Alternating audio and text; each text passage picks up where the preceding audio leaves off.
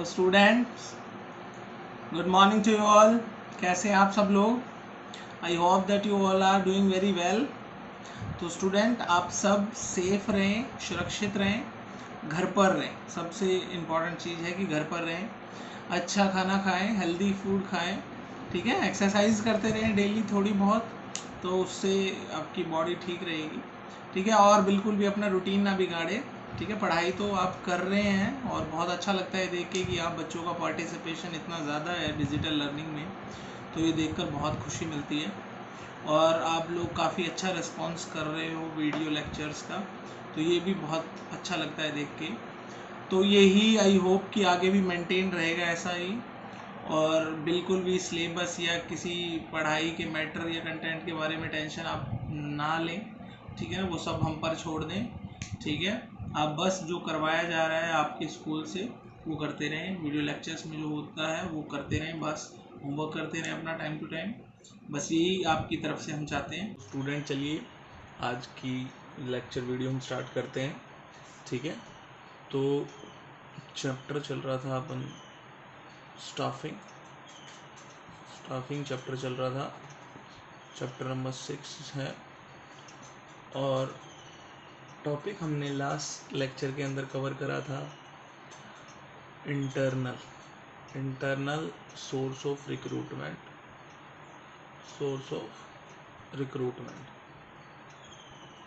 ठीक है ना। और स्टूडेंट, हमने इसके अंदर सीखा था कि क्या क्या इंटरनल सोर्सेज होते हैं जिससे हम रिक्रूटमेंट कर सकते हैं। पहला था, तो जो पहला सोर्स है वो है प्रमोशन, कि आप क्या कर रहे थे, एम्प्लॉई का लेवल बढ़ा दे रहे थे, ठीक है। जैसे वाइस प्रिंसिपल से प्रिंसिपल, मैंने डिटेल में समझाया था आपको। दूसरा था ट्रांसफ़र, कि एक ब्रांच से दूसरी ब्रांच में ट्रांसफ़र कर रहे थे। और तीसरा था फॉर्मर एम्प्लॉयज़, कहने का मतलब ये है जो छोड़ के जा चुके थे, रिटायर हो चुके थे, उनको वापस बुला लिया, ठीक है ना स्टूडेंट। तो ये 3 इंटरनल सोर्स ऑफ रिक्रूटमेंट थे जो कि हमने लास्ट लेक्चर में पढ़े थे काफ़ी अच्छे से, ठीक है। आज हम करेंगे इंटरनल सोर्स ऑफ रिक्रूटमेंट के मेरिट्स और डीमेरिट्स के बारे में चर्चा, ठीक है। तो मेरिट्स क्या है, फ़ायदे क्या है इंटरनल सोर्स के, आप अपने माइंड में सोचो, दिमाग लगाओ कि क्या है मेरिट इंटरनल सोर्सेज के, ठीक है। तो सबसे पहला मेरिट तो यही है स्टूडेंट कि अगर आप सोचो, आप वहीं पर प्रमोशन या ट्रांसफ़र दे रहे हो एम्प्लॉई को, तो एम्प्लॉई मोटिवेट होता है कि देखो मेरे को प्रमोशन मिला है, मेरे को कंपनी ने सराहाया है मेरे काम को। तो एम्प्लॉई क्या होते हैं, मोटिवेट होते हैं। तो मोटिवेट्स एम्प्लॉई होते हैं मोटिवेट। दूसरा है स्टूडेंट, ठीक है, ये बहुत सिंपल प्रोसेस है। मतलब एक्सटर्नल में आपने देखा होगा बड़ी कॉम्प्लेक्स प्रोसेस होती है, बड़ी लंबी प्रोसेस होती है, ये बहुत सिंपल प्रोसेस है, ठीक है ना। दूसरा क्या है स्टूडेंट, सिंपल प्रोसेस। आगे चलते हैं। थर्ड इम्पॉर्टेंट जो इसकी है, थर्ड इम्पॉर्टेंट है कि सिंपल के साथ साथ ये इजी भी है, आप इसमें इजी भी ऐड कर सकते हो, इजी प्रोसेस। दूसरा, पैसा, मनी सेविंग, या हाँ मनी सेविंग लिख सकते हो। इसके अंदर कॉस्ट कम लगती है, या लिख सकते हो लेस कॉस्ट इन्वॉल्व, पैसा कम लगता है इसके अंदर, कोई खर्चा ही नहीं लगता। जहाँ पर हमारा एक्सटर्नल के अंदर ज़्यादा पैसा लगता था, यहाँ पर पैसा लगता ही नहीं है, ठीक है ना, पैसा लगता ही नहीं है। और इससे आप लोग क्या कर सकते हो, इससे अगर एम्प्लॉय खुश होगा तो उसकी एफिशिएंसी इंक्रीज होगी, ठीक है ना, इंक्रीज एफिशिएंसी, ठीक है। दूसरा क्या होगा स्टूडेंट, और अगर आप पुराने बंदे को ही लिख रहे हो, ठीक है, तो उसको ट्रेनिंग की ज़रूरत नहीं होगी, ट्रेनिंग की ज़रूरत नहीं होगी, पुराने बंदे को ट्रेनिंग की ज़रूरत नहीं होगी, ठीक है। नो नीड ऑफ ट्रेनिंग, कोई ट्रेनिंग की ज़रूरत उसे नहीं होगी। या फिर लेस नीड रख सकते हो, लेस नीड ऑफ ट्रेनिंग। फिर उसके बाद वो ऑर्गेनाइजेशन के एनवायरनमेंट से भी फेमिलियर होगा, ठीक है। फैमिली रहो, ये तो खैर लिखने की ज़रूरत नहीं है। बाकी ज़्यादा नंबर का क्वेश्चन आया तो आप लोग लिख भी सकते हो। तो 5 जो मेरिट है वो सफिशिएंट है स्टूडेंट, अच्छे हैं, ठीक है। तो पाँचों के अंदर ही आपको आई थिंक बात समझ आ गई होगी भाई, पैसा कम लगता है, उसकी एफिशिएंसी इंक्रीज होती है, और ट्रेनिंग की कोई ज़रूरत नहीं, no need of training, training की कोई ज़रूरत नहीं है, ठीक है, क्योंकि ऑलरेडी पुराना आदमी है, उसे काम करना आता है उसे, ठीक है। लिमिटेशंस देख लीजिए एक बार, बहुत ज़्यादा ज़रूरी है लिमिटेशन इसकी, ठीक है। वो क्या क्या है, limitations of internal sources, limitations of internal sources, क्या क्या है वो लिमिटेशंस स्टूडेंट। सबसे पहले तो यही है कि आपके पास लिमिटेड चॉइस होगी, मतलब किसको ट्रांसफ़र करना है, किसको प्रमोट करना है, वैकेंसी किसकी भरनी है, वो आपके पास लिमिटेड चॉइस होगी। एक या दो बंदे ही होंगे आपकी ऑर्गेनाइजेशन में जो उस वैकेंसी को भर सकते हो, ठीक है ना। एक्सटर्नल तो बहुत सारी चॉइस है, बहुत सारे लोग हैं जिनको आपको सेलेक्ट करना है, ठीक है ना, कि आप किसी को भी अच्छे पर्सन को सेलेक्ट कर सकते हो। आप एक्सटर्नल में तो बहुत चॉइसेस होती है मैनेजमेंट के पास, बट इंटरनल में क्या है, इंटरनल में अगर वाइस प्रिंसिपल को प्रिंसिपल बनाना है तो वाइस प्रिंसिपल एक ही होगा, बनाना है तो बनाओ, नहीं बनाना तो मत बनाओ, इतनी चॉइस नहीं होती, ठीक है। फिर दूसरा, अगर सेम एम्प्लॉय को बना देते हैं तो lethargic, lethargic employ, lethargic employees, lethargic मतलब आलसी, ये एम्प्लॉयज को, ये जो इंटरनल सोर्स ऑफ रिक्रूटमेंट होता है, ये एम्प्लॉयज को क्या करता है, आलसी बनाता है।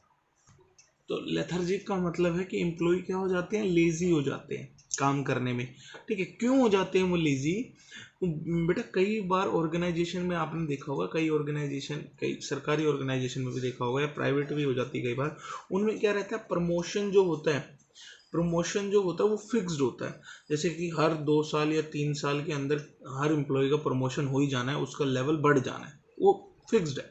तो अब सोचो जो चीज़ फिक्स्ड है तो वो कैसे, मतलब एफिशिएंसी थोड़ी ना करेगी, leads to, leads to inefficiency, inefficiency, ठीक है।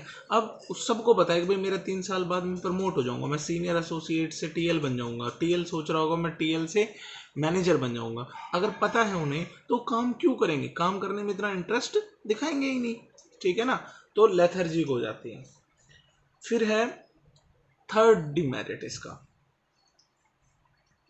थर्ड डिमेरिट क्या है कि अब सोचो, अब आप 2 जन हो, आप में से एक को ट्रांसफ़र करके कहीं और अच्छी जगह भेज दिया, या प्रमोट करके आपको नेक्स्ट लेवल पर भेज दिया, दूसरे वाले को बुरा नहीं लगेगा, ये तो ह्यूमन नेचर है स्टूडेंट। अगर दोनों एक ही लेवल पर है, उनमें से एक को आपने हायर पोस्ट पे भेज दिया, एक को नहीं भेजा, तो दूसरे को अच्छा नहीं लगेगा, वो चिढ़ेगा आपसे, ठीक है, कॉन्फ्लिक्ट करेगा, झगड़े करेगा, ये तो ह्यूमन नेचर है हमारा, ठीक है ना।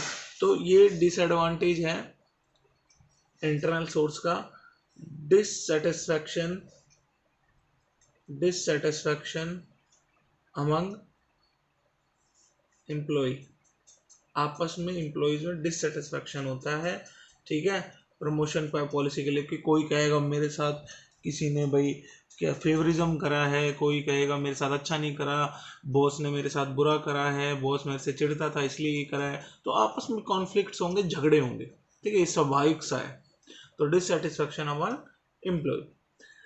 नेक्स्ट है स्टूडेंट इसका डिसएडवांटेज, कि इससे क्या होगा, जब झगड़े होंगे, एफिशिएंसी डाउन हो जाएगी, तो रिड्यूस प्रोडक्टिविटी, जब सब लोग आलसी हो गए, झगड़े हो रहे हैं, ठीक है, लड़ाइयाँ हो रही हैं, और क्या कहते हैं, आलसी हो रहे हैं, तो उससे प्रोडक्टिविटी क्या हो जाएगी, कम, प्रोडक्टिविटी रिड्यूस हो जाएगी, पुराने लोग हैं ना, प्रोडक्टिविटी रिड्यूस हो जाएगी, और क्रिएटिविटी नहीं आएगी, do not leads to creativity, कुछ नया नहीं होगा, कुछ नया थोड़ी ना होगा, सब पुराने लोग हैं, पुराने काम करते रहते हैं बस, ठीक है ना, कुछ नए मेथड तो नहीं अपनाएंगे। अगर हाँ किसी नए को हायर करते तो वो कुछ नए मेथड अपना सकते थे, लेकिन अब वो सब पुराने लोग हैं तो कोई नया मेथड नहीं अपनाने वाला है, तो क्रिएटिविटी की तरफ तो जाना बनता ही नहीं, ठीक है ना, do not leads to creativity, creativity नहीं होगी, बढ़ावा नहीं मिलेगा क्रिएटिविटी को। और फिर है स्टूडेंट, अब सोचो कि ये जो इंटरनल सोर्स है इसके अंदर भाई प्रमोशन है, इसके अंदर ट्रांसफ़र है, लेकिन प्रमोशन ट्रांसफ़र तो कब हो पाएगा, जब भाई ट्रांसफ़र जब हो पाएगा जब किसी ऑर्गेनाइजेशन की बहुत सारी ब्रांच हो। चलो, और मान लो चलो किसी की एक ब्रांच है तो प्रमोशन तब उसमें भी हो जाएगा, लेकिन प्रमोशन तो जब होगा जब वो ब्रांच पुरानी हो, वो ऑर्गेनाइजेशन पुरानी हो, 1 साल 2 साल 6 महीने मतलब पुरानी हो। लेकिन अगर कोई फ्रेश न्यू खुली है, कल से ही खुली है, तो उसमें ये कैसे हो पाएगा, उसमें तो हो ही नहीं पाएगा, उसमें तो हमें नए लोग ही भर्ती करने पड़ेंगे, यानी एक्सटर्नल सोर्स ऑफ रिक्रूटमेंट ही करना पड़ेगा। तो मैं ये कहना चाह रहा हूँ कि ये जो इंटरनल सोर्स ऑफ रिक्रूटमेंट है ये not suitable for new enterprises, ये नई एंटरप्राइजेस या नई ऑर्गेनाइजेशन के लिए जो न्यूली अभी ओपन हुई हो उसके लिए बिल्कुल भी सुटेबल नहीं है, क्योंकि नए में तो कैसे पॉसिबल है ना, अभी तो लोग भर्ती करे ही नहीं है, उसने भर्ती कर लेंगे लोग, उसके बाद ट्रांसफर और प्रमोशन की बात आएगी, ठीक है ना। अभी तो लोग ही भर्ती नहीं करें तो लोग भर्ती कैसे करेगी, वो एक्सटर्नल रिक्रूटमेंट से। क्लियर है स्टूडेंट। तो आज आपके स्टूडेंट दोनों इंटरनल और एक्सटर्नल सोर्स ऑफ रिक्रूटमेंट खत्म हो चुके हैं, बहुत डीपली जाके मैंने इन्हें एक्सप्लेन करा है, इनका मीनिंग, इनका मेरिट डिमेरिट सब कुछ, ठीक है ना। तो आई होप कि आपको कोई दिक्कत नहीं आनी चाहिए इसके अंदर, ठीक है। फिर भी अगर किसी बच्चे को प्रॉब्लम आती है तो मुझसे डाउट पूछ सकता है। Clear student. और जो 12th के स्टूडेंट है जो इस साल जिनका बीएसटी का पेपर अभी नहीं हुआ है, ठीक है, तो जो बच्चे वो हैं वो क्या करें, वो अगर उन्हें किसी टॉपिक में, देखो अब हो सकता है कि अपना जो सिलेबस है बेटा ये तो आराम से चल रहा है, ठीक है ना, पूरा डीपली एक्सप्लेन चल रहा है, तो इस वजह से हो सकता है कि एंड तक ना भी पहुंच पाएँ आपके पेपर से पहले। तो उस केस के अंदर आपने क्या करना है, आपने पूरी अपनी पढ़ाई तो कर ही रखी होगी, अगर आपको किसी टॉपिक पे या किसी कॉन्सेप्ट पे डाउट लगता है तो आप वो मेरे को कमेंट करके बताओ किसी भी वीडियो पर, ठीक है, मेरे को मैसेज करो, ठीक है। और अगर, ठीक है, और तो ऐसे अगर मेरे पास कोई मैसेजेस आते हैं, कमेंट आते हैं, तो मैं उन टॉपिक्स, उन कॉन्सेप्ट को उठाऊंगा, उन पर वीडियो बनाऊंगा और फिर अपलोड कर दूंगा, ताकि आपका पूरा सिलेबस कवर हो जाए। Is it understand student? Okay, तो आज के लिए इतना ही, नेक्स्ट क्लास में हम नेक्स्ट कॉन्सेप्ट के साथ मिलेंगे। So bye bye and take care.